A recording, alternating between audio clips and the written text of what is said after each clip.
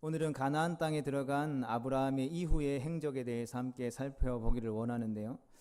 창세기 12장에는 아브라함이 가나안에서 기근을 만나게 되자 애굽으로 내려간 사건이 기록되어 있습니다.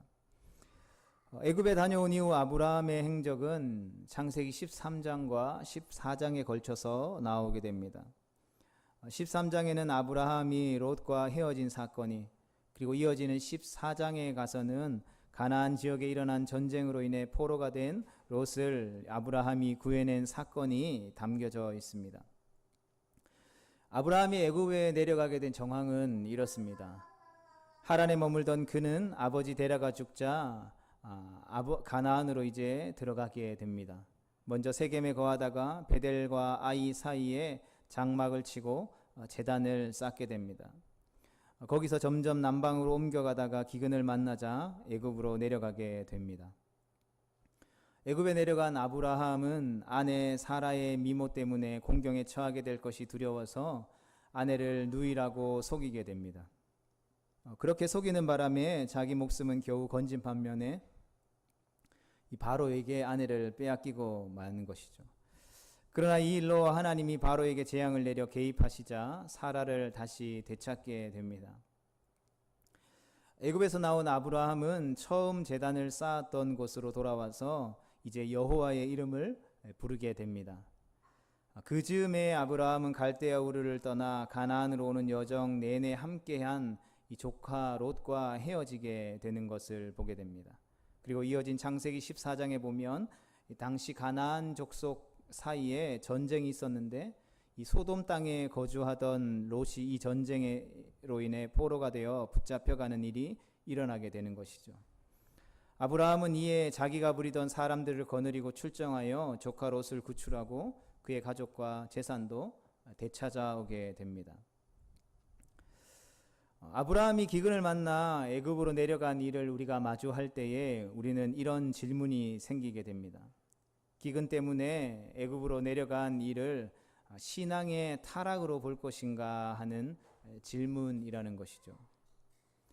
이 질문은 지난주 말씀을 통해서 살펴보았던 내용을 염두에 두고 우리는 생각해 볼 수 있어야 합니다. 지난주에 우리는 아브라함이 갈대아 우르를 떠날 때에 과연 믿음이 있었는가에 대해 생각해 보았습니다. 그리고 믿음이 무엇인가에 대해 이해하는 데에 이 질문은 매우 중요하다라고 함께 나누었습니다. 아브라함에게 나타나신 하나님은 너는 너의 고향과 친척과 아버지의 집을 떠나서 내가 너에게 보여줄 땅으로 가라라고 말씀하셨습니다. 이에 아브라함이 본래 믿음의 사람이라서 하나님의 명령에 순종하여 길을 떠난 것이 아니라 그는 믿음이 없었지만 하나님이 그를 불러 믿음의 사람으로 만들어 가셨다라고 하는 메시지를 아브라함의 생애에서 우리가 읽어내야 한다라는 말씀들을 함께 나누었습니다. 이런 일들을 염두에 두고 아브라함이 애굽으로 내려갔던 사건들을 우리가 살펴본다면 만일 아브라함이 갈대아 우르를 떠날 때 이미 믿음의 사람이었다라고 하면 그가 기근을 면하려 애굽에 내려간 사건은 신앙의 타락으로 볼 수 있을 것입니다. 기근 때문에 믿음이 연약해져서 가나안에 계속 거하지 못했고 결국 애굽으로 내려가 버렸기 때문입니다. 그리고 이러한 관점에서 보면 다음과 같은 결론을 우리는 내리기 쉽습니다. 아브라함이 끝까지 하나님만을 붙들고 하나님을 의지해야 하는데 그만 믿음이 흔들리는 바람에 애굽으로 내려가다가 결국 어려운 일을 만나게 되었다라는 손쉬운 결론에 이르게 되는 것이죠. 그러나 아브라함이 애굽으로 내려간 일을 신앙의 타락이라고 볼 수 없다면 애굽에서 사라를 빼앗긴 사건 또한 사실 그리 간단하게 해석될 수는 없을 것입니다. 따라서 아브라함이 가나안에 거주하다가 애굽으로 기근을 만나서 내려간 이 사건도 아브라함은 본래 믿음의 사람이 아니었다라는 관점에서 우리가 말씀을 볼 수 있어야 한다라는 것이죠. 그렇다면 왜 하나님은 믿음도 없는 사람의 이야기를 이렇게 써 내려갔을까에 대한 질문과 생각들을 우리는 하게 될 것이죠.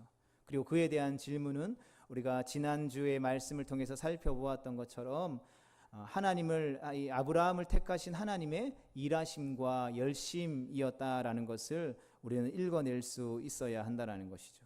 그래야 이 사건들을 바로 이해할 수 있고 아브라함을 바로 이해할 수 있다라는 것입니다. 그러면 이제 우리는 지난주에 이어서 새로운 질문을 가지고 이 사건을 함께 살펴보기를 원합니다. 그 질문은 바로 아브라함을 하나님의 그 열심을 가지고 일하심을 가지고 떠밀어서 마침내 가나안 땅으로 하나님이 보내셨는데, 그렇다면 왜 그 시점에 하나님은 그 가나안 땅에 기근을 허락하셔서 아브라함을 애굽 땅으로 몰아내셨을까 하는 질문이라는 것이죠. 아브라함의 어떠함 때문에 그가 믿음의 사람이라고 칭함을 받은 것이 아니라 하나님이 그를 택하셨고 하나님이 그를 세워가셨고 하나님이 그를 만들어 가시는 과정이라고 생각한다면 우리는 질문해 볼 수 있어야 한다는 것이죠. 왜 하나님은 그때 그 땅에 기근을 내렸고 아브라함을 그 기근으로 인해서 애굽으로 내려가게 하셨는가라는 것이죠.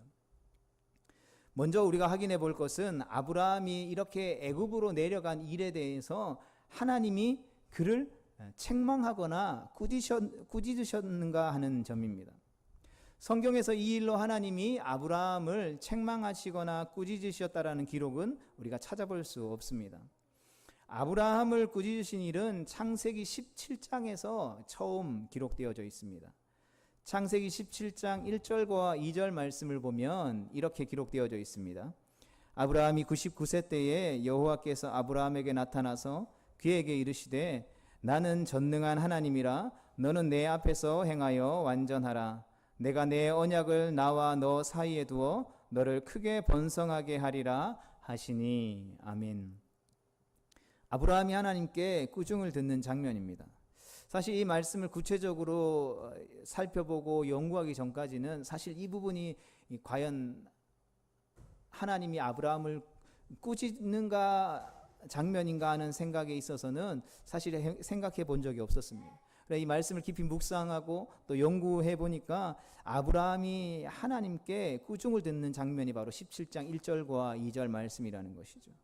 아브라함이 하나님의 약속을 기다리지 못하고 자기가 생각한 대로 자식을 얻은 일에 대해 하나님이 너는 내 앞에서 행하여 완전하라라고 지적하셨다라는 것입니다. 17장은 아브라함의 나이를 언급하면서 시작합니다. 이는 16장이 아브라함의 나이를 언급하며 끝맺은 것에 대응하여 어떤 메시지를 드러내 주는 것이죠. 16장과 17장의 사이에는 약 13년이라는 세월의 간격이 있는데 이 긴 세월 동안 하나님은 아브라함에게 나타나지 않으셨습니다. 하나님은 아브라함에게 오랜 세월 침묵하신 후에 하나님은 아브라함에게 나타나 말씀하신 것이죠. 나는 전능한 하나님이라 너는 내 앞에서 행하여 완전하라라는 것이죠. 하나님 지금 아브라함을 꾸짖고 계신 것입니다. 아브라함이 어떤 점을 꾸짖고 계신 것입니까? 아브라함이 이스마엘을 낳기 전에, 아니 그보다 훨씬 더 이전인 갈대아 우르를 떠난 시점부터 하나님은 아브라함에게 이런 약속을 계속해 오셨다라는 것이죠.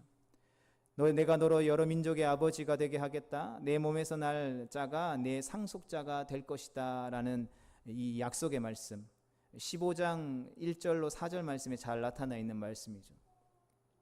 하나님이 이처럼 아브라함에게 분명하게 약속하셨음에도 불구하고 아브라함은 사라의 종이었던 이 하갈을 통해서 자식을 얻었던 것이죠. 그래서 약속을 받았지만 오랜 시간이 지나도 자식이 생기지 않자 아브라함은 하갈을 통해서 이 약속의 성취를 두 눈으로 보고자 했던 것이죠. 하나님은 이 점을 꾸짖고 계신 것입니다. 그리고 하나님은 그 꾸짖음을 통하여서 하나님의 부재와 하나님의 침묵이라는 것으로 그 아브라함을 꾸짖고 계셨다라는 것이죠. 아브라함이 86세에 이스마엘을 얻자 이후 아브라함이 99세가 될 때까지 하나님은 오랜 시간 동안 아브라함에게 나타나시지 않았다라는 것이죠. 장장 13년이라는 긴 세월 동안 하나님은 침묵해 버리셨다라는 것입니다. 여러분, 아브라함이 고향과 친척과 아버지를 떠나서 가나안 땅에 거할 때에 그에게 힘이자 위안이었던 의지할 이는 오직 하나님 한 분밖에 없었다라는 것입니다.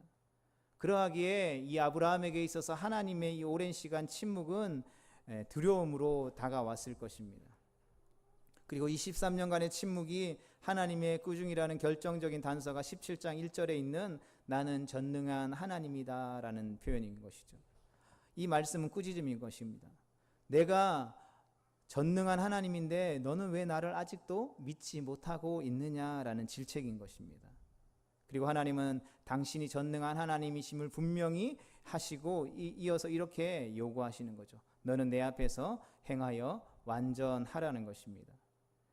전능하신 하나님의 약속을 믿지 못하고 자기의 생각대로 상속자를 얻고자 했던 아브라함의 불신앙을 이렇게 꾸짖고 계신 것입니다. 그런데 아브라함이 기근을 면하려 애굽으로 내려간 사건에서는 하나님의 꾸짖음이 발견되지 않고 있다는 것이죠. 그렇다면 왜 하나님은 이 사건에 대해서 아브라함을 꾸짖지 않으셨을까요? 여기에는 좀 더 생각해야 할 내용이 있습니다. 애굽에 다녀왔던 아브라함의 모습은 이적과 사뭇 다른 것을 우리는 발견하게 됩니다. 아브라함의 변화된 모습에서 애굽에서 내려간 사건의 의의를 우리는 발견할 수 있다는 것이죠. 아브라함의 단련해진 면모는 이어지는 두 가지 사건에서 확인할 수 있습니다. 하나는 조카 롯과 갈라서기로 결단한 일이고 또 하나는 가나안 전쟁에 감히 끼어든 일이라는 것이죠. 아브라함은 이전과 달리 놀랍게 담대해져 있다는 것입니다. 먼저 아브라함이 롯과 헤어진 사건을 살펴보겠습니다. 이 사건은 우리가 쉽게 아브라함이 성품이 좋으니까 조카를 위해서 자신이 양보했겠지라고 생각할 수도 있겠지만 이 사건은 쉽게 볼 수 있는 일이 아니라는 것이죠. 아브라함은 고향을 떠날 때에 홀로 나오지 않고 아버지 데라를 따라 조카 롯과 함께 떠나왔습니다. 그리고 지난주에 살펴보았던 것처럼 당신은 안전을 쉽게 보장받을 수 없던 때였다라는 것이죠. 자기의 아내를 누이라고 속여야만 겨우 살아남을 수 있을 만큼 어쩌면 이 살벌한 시대였다라는 것입니다. 언제 누가 쳐들어와서 재물을 약탈하고 가족을 노예로 붙잡아 갈지 모르는 형국이라서 아무런 연고도 없는 곳으로 떠나는 것은 온갖 위험을 감수하는 일처럼 여겨졌습니다. 이러한 정황에서 아브라함은 롯과 헤어지기로 결단하였던 것이고 이것은 중대한 결단이었다라는 것입니다. 심지어 아브라함은 롯에게 더 좋은 곳을 선택할 수 있도록 우선권을 주게 되죠. 고향을 떠나올 당시 우유부단했던 아브라함의 모습과는 많이 달라져 있는 모습입니다. 애굽에 다녀온 이후 아브라함의 달라진 또 다른 면모는 바로 조카 롯을 구출한 사건에서도 잘 드러납니다. 창세기 14장 1절과 2절의 내용이죠. 가나안의 여러 족속들이 두 편으로 나뉘어 싸우게 됩니다. 한쪽은 네 왕이, 다른 한쪽은 다섯 왕이 연합해서 서로 동맹하여 싸움을 벌였던 것이죠. 이런 상황이라면 아브라함은 사실 자기의 목숨 하나 부지하기도 쉽지 않았을 것입니다. 그런데 아브라함은 자기 조카를 살리겠다라고 나선 것이죠. 지금 자기가 싸우러 가는 상대가 누구인지 아브라함에게는 전혀 중요하지 않았다라는 것이죠. 9나라의 왕이 가담한 거대한 전쟁에 아브라함은 조카 롯 하나를 구출하겠다고 집에서 훈련된 고작 318명을 데리고 그들을 쳐들어 갔다라는 것이죠. 사실 우리로서는 상상하기 힘든 모습인데 우리는 이 대목의 말씀을 읽거나 설교를 들을 때 별로 의아해하지 않는다라는 것이죠. 아마 믿음의 사람 아브라함이 벌인 일이기 때문에 충분히 그럴 수 있을 것이다 라고 생각한다라는 것이죠. 또 믿음이 있으면 당연히 그러한 일들을 만났을 때 그렇게 행동해야지라고 생각하기 때문일 것이라는 것이죠. 이처럼 믿음의 조상 아브라함이 하는 일이면 다 당연한 일일 것이라고만 생각한다라는 것이죠. 하지만 이 행동은 당연히 나올 수 있는 행동이 아니라는 것이죠. 계속해서 우리가 신앙생활하면서 사로잡혀 있는 아브라함에 대한 고정관념은 성경이 아브라함을 들어 말하고자 하는 바를 온전히 읽어내지 못하게 한다라는 것이죠. 그렇다면 우유부단하고 바로를 무서워해서 자기 아내를 누이라고 이야기할 만큼 우유부단하고 겁쟁이였던 아브라함, 그가 자기 조카를 구해내기 위해 위험천만한 전쟁에 뛰어들 수 있었던 배짱은 과연 어디서 나온 것일까요? 그것은 아마 성경을 유추해 볼 때에 애굽에서의 경험, 즉 애굽에서 사라를 빼앗은 빼앗긴 일로 바로가 재앙을 입게 된 일을 목도하면서 그에게 생겼을 것이다라는 것이죠. 앞에서 언급했듯이 아브라함이 애굽으로 내려간 것은 믿음의 사람이었지만 기근을 만나서 믿음이 약해져서 애굽으로 내려간 것이 아니라는 것이죠. 당시 아브라함에게는 신앙이라고 하는, 믿음이라고 하는 이름 붙일 만한 것이 없었다라는 것이죠. 믿음이라 칭할 만한 것이 아브라함에게서 찾아볼 수 없었다라는 이 말입니다. 그저 등 떠밀려서 차마 떨어지지 않는 걸음으로 여정을 출발하게 되었다라는 것이죠. 하나님은 그 후에 아브라함에게 여러 차례 나타나셨습니다. 하란에서도 나타나셨고 세겜에서도 나타나셨고 마침내 가나안에 도착하지만 거기서 기근을 만나게 된 것이죠. 그리고 믿음이 없고 신앙이 없는 아브라함에게 있어서는 지극히 정상적인 판단과 행동을 취하게 되는 것이죠. 그것은 바로 먹고 살기 위해, 가족을 부양하기 위해 아브라함은 다시 애굽으로 내려가게 되는 것이죠. 그 애굽의 나일강에서부터 주어지는 풍부한 수량으로 인해서 먹고 살기 위해 했던 것이라는 것이죠. 애굽으로 내려갈 당시 아브라함이 가진 믿음은 하나님이 이 기근 속에서도 나를 먹여 살리실 수 있는 분이시다라고 하는 수준까지는 아직 이르지 못했다라는 것입니다. 그래서 물이 있는 곳, 자기 가족과 양떼를 먹일 수 있는 곳을 찾아 이동하다 보니 애굽 땅까지 내려가게 되었다라는 것이죠. 애굽에 다다르자 아브라함은 무엇이 걱정됩니까? 바로 아내의 빼어난 미모가 걱정이었다라는 것이죠. 아리따운 사라를 빼앗으려고 남편인 자기를 죽일 것이 뻔했기 때문이라는 것이죠. 그리고 걱정했던 일이 실제로 일어나게 됩니다. 그리고 그 상대는 바로 애굽의 왕이었죠. 여기서 주의할 점은 우리가 신앙생활을 하다가 안 좋은 일이 일어났다고 해서 쉽게 단정해서는 안 된다라는 것이죠. 어떤 어려움이 있어도 가나안에서 믿음으로 인내하며 버텼어야 했는데 하나님을 붙들지 않고 하나님을 의지하지 않고 애굽으로 내려가더니 그것 봐라, 하나님이 아브라함을 이렇게 치셨다, 그러자 그제야 아브라함이 돌이켰다, 이런 이 단순한 결론에 이르지 않도록 우리는 성경을 볼 때 주의해야 한다라는 것이죠. 중요한 것은 이 사건에서 아브라함이 돌이켰다라고 하는 기록을 성경에서 찾아볼 수 없다라는 것이죠. 오히려 돌이킨 사람은 아브라함이 아니라 바로였다라는 것입니다. 바로는 하나님을 알지 못하는 인물인데 왜 그가 돌이키게 되었을까요? 바로가 아브라함의 아내를 빼앗자 하나님이 그에게 재앙을 내리셨기 때문이라는 것이죠. 여러분, 지금도 뭐 미국의 대통령, 뭐 중국의 대통령, 뭐 큰 나라의 대통령이라고 그러면 이 권세와 지위는 막강하잖아요.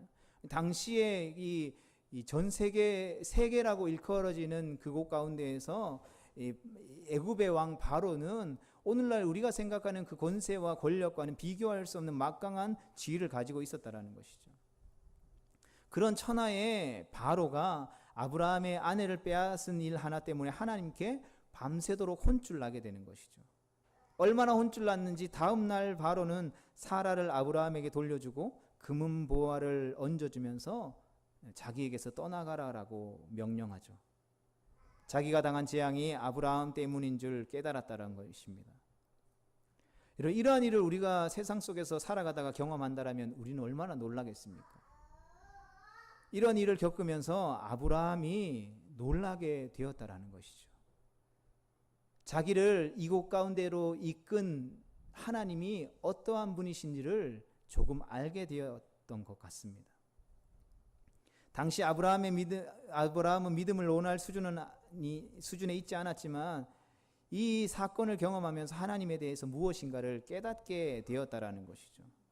하나님은 도대체 어떤 분이시길래 천하의 바로도 이렇게 꼼짝하지 못한다란 말일까? 하나님은 왜 바로를 무릎 꿇리면서까지 내 편을 들어주시는가? 이런 생각을 하기에 이르게 된 것이죠. 성도 여러분, 하나님은 인간을 설득해 오십니다. 하나님은 당신을 보여주시지도 않은 채 일단 믿어보라라고 명령하시지 않는다라는 것이죠. 도박의 용어죠. 대박을 암시하면서 막 판돈을 요구하듯 그렇게 하나님은 우리에게 먼저 믿음을 내놓으라고 요구하는 분이 아니라는 것입니다. 믿음이라고 하는 것은 어떠한 요행을 바라면서 자기가 가진 모든 것을 한 번에 내걸게 하는 도박적인 행위가 결코 아니라는 것입니다. 그렇다면 믿음이 무엇입니까? 믿음은 우리를 넘치도록 설득하시는 하나님의 은혜로운 사랑의 열심임을 가리키는 말입니다. 그리고 그 설득에 녹아나지 않을 사람이 없다라는 것이죠. 하나님은 우리를 오늘도 그렇게 설득해 오신다라는 것입니다. 그런데 우리는 믿음을 잘못 이해하는 경향이 있다라는 것이죠. 성도 여러분, 하나님을 믿지 않으면 아무 일도 안 됩니다. 그러니 일단 믿어놓고 이야기합시다라는 이 말은 믿음의 본질과는 거리가 먼 표현이라는 사실들을 우리는 기억해야 합니다. 이런 것은 믿음이 아니라 확률이라고 이야기하는 것이죠. 우리가 매주 산동교회에 나올 때에 우리는 이 교회가 무너지지 않을 거라고 믿기 때문에 들어와서 앉아 있는 것입니까? 그렇지 않다라는 것이죠. 물론 우리는 건물이 무너지지 않을 것이라고 생각하지만 이는 믿음의 영역이 아니라 수학의 영역에 속하는 문제라는 것이죠. 그리고 이러한 것을 우리는 믿음이라고 하지 않는다라는 것이죠. 그러면 믿음이 무엇입니까? 믿음은 인격과 관계된 것입니다. 하나님과의 인격적인 관계 속에서 경험하는 것이 아닌 스스로 만들어내 놓는 어떤 결단이나 의지를 믿음이라고 하지 않는다라는 것이죠. 그러하기에 아브라함을 우리는 믿음의 사람이다.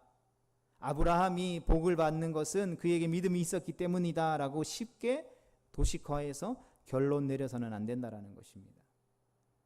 하나님이 아브라함을 설득하시기 전에 홀로 믿음을 그가 내어놓은 것이 아니라는 것이죠. 하나님이 설득해 오셨고 그 설득에 아브라함이 반응한 것입니다. 믿음이 의미하는 바가 바로 이것이라는 것이죠. 그것이 명확하게 드러난 예가 바로 아브라함의 생애라는 것입니다. 로마서는 믿음으로 구원을 얻는다라는 말의 의미를 아브라함의 생애를 통해서 설명합니다. 그리고 믿음은 하나님의 설득인 것이죠. 하나님이 아브라함을 돌보시고 깨우치셔서 아브라함이 설득된 것이라는 것이죠. 하나님에게 설득되는 것이 그래서 은혜이며 아브라함은 이러한 은혜를 받은 사람이었다라는 것입니다. 믿음은 하나님이 야 네가 먼저 나한테 내놓으면 그 내놓은 것을 보고 내가 너에게 복을 줄지 너를 저주할지 결정할게 라고 하시는 거래가 아니라는 것입니다. 아브라함은 하나님에 대해 아직 아무것도 이해하지 못하고 말도 잘 통하지 않는 상태임에도 불구하고 그런 그가 내놓을 수 있는 것이 무엇이 있었겠습니까? 믿음은 하나님이 인간에게 찾아오셔서 심으시고 키우시고 열매 맺게 하시는 것인 줄로 믿습니다. 아브라함이 경험한 것이 애굽에 내려가는 그 사건들을 통해서 경험한 것이 바로 이것이다라는 것이죠. 아브라함은 애굽에 내려가서 아내 사레를 빼앗기고 그를 다시 되찾아오는 과정들을 통해서 하나님에 대해 톡톡히 훈련받았던 것입니다. 바로가 하나님에게 꼼짝하지 못하고 얻어 터지는 것을 보고 아브라함은 그의 생애를 통틀어 가장 크게 놀랐다라는 것이죠. 그리고 거기서 그는 처음으로 믿음의 눈이라는 것을 실눈처럼 뜨기 시작했다라는 것입니다. 아, 하나님이 이런 분이시구나. 나를 이끌어 가시고 나를 인도하시고 나와 함께 하시는 분이 하나님이시 이런 분이시구나 하는 것을 비로소 알게 되었다라는 것이죠. 이런 하나님을 경험했기에 아브라함은 조카 롯과 멀어지는 분리되는 그러한 결단을 내릴 수 있었다라는 것이죠.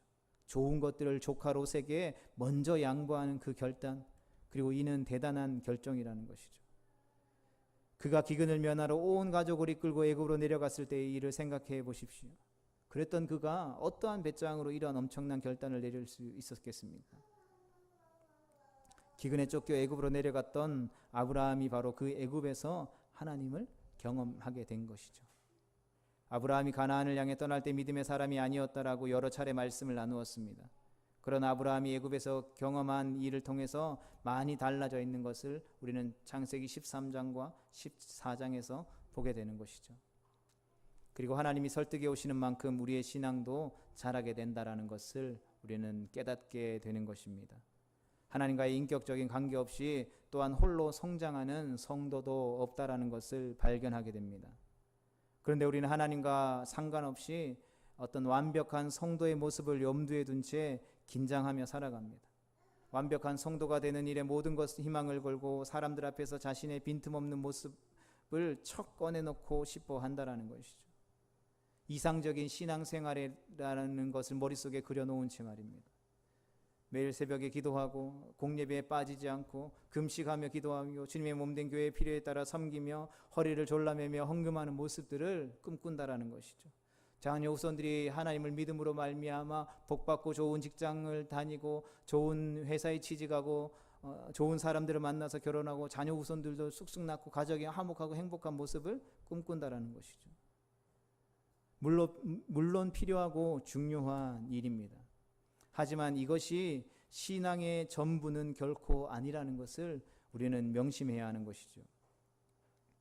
하나님께서 결국 우리에게 이삭까지 내놓으라고 하실 것입니다. 몇 가지 신앙의 행위로 완벽한 성도가 되기를 꿈꾸는 우리가 기꺼이 전 인격을 내어드리는 자리까지 하나님은 이르시기를 원하신다라는 것이죠.